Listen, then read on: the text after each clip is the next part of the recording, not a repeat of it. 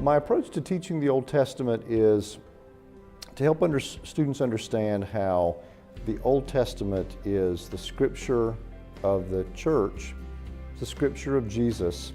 It's not some foreign body of material that somehow the New Testament corrects or makes obsolete. Instead, it's a book that the New Testament is constantly working to see the implications of in its experience with Jesus. It's the tradition of the church that gives validation to the ministry of Jesus.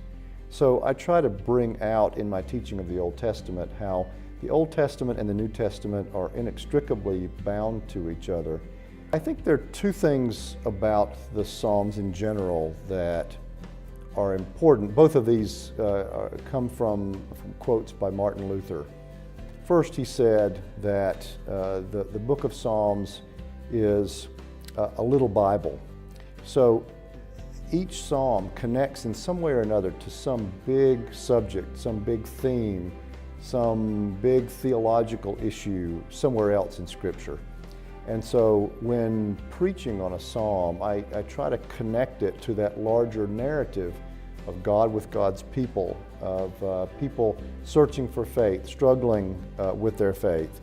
And it really does naturally connect in that way to the rest of the Bible.